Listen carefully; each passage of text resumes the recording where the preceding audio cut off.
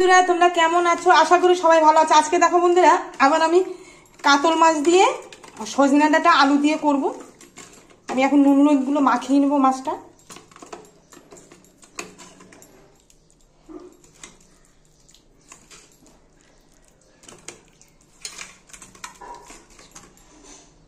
দেখো তেলটা গরম হয়ে গেছে, এবার আমি মাছগুলো ভেজে নেব।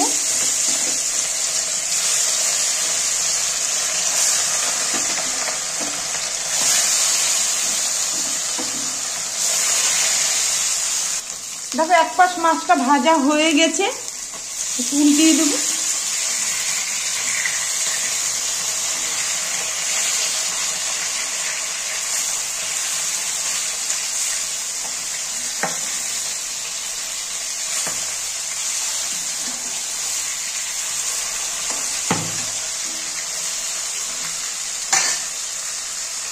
দেখো সজনে আর আলুগুলো কেটে আমি ধুয়ে নিয়েছি।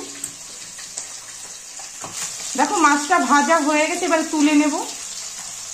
দেখো মাছগুলো ভেজে তুলে নিয়েছি। হ্যাঁ, তেলটা গরম হয়ে গেছে, এবার আমি সজনা আর আলুগুলো ভেজে নেব। একটু লবণ দেব, হলুদ গুঁড়ো, এবার এটা দিয়ে ভালো করে ভেজে, এটা একটু ভাজা হয়ে গেলে আমি তারপরে আমি মশলাগুলো দিয়ে দেব।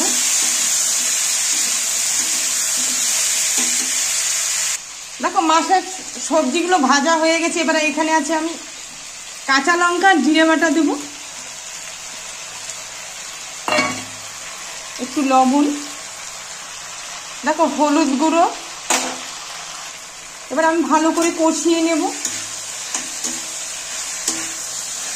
আজকে তুলে রাখিনি, একবারই বসিয়ে দিয়েছি।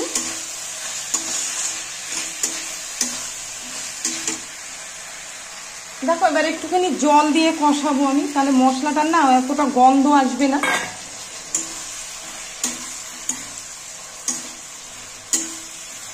আচ্ছা তাহলে তোমরা দেখতে থাকো। দেখো বন্ধুরা মশলা কষানো হয়ে গেছে, এটা একটু নরম হয়ে গেছে। দেখো এবার আমি জল দিয়ে দেব।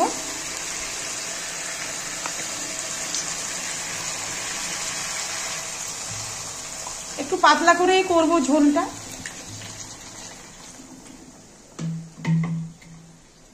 ব্যাস আর দেবো না। এটা ঝোলটা ফুটে উঠলে আমি মাছগুলো দিয়ে দেব। দেখো ঝোলটা ফুটে গেছে, এবার আমি মাছগুলো সব দিয়ে দেব।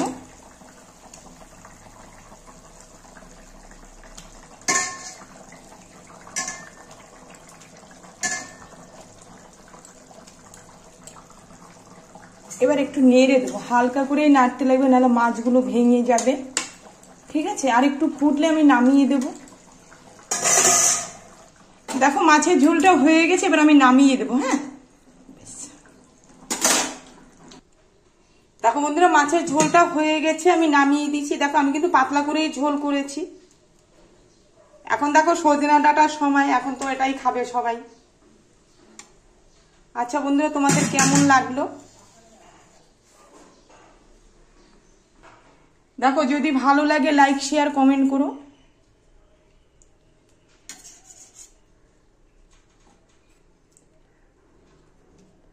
আর তোমরাও সবাই ভালো থেকো। টাটা, তাহলে রাখলাম।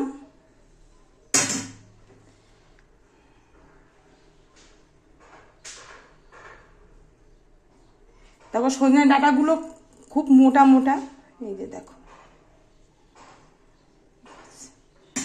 আচ্ছা তাহলে রাখলাম।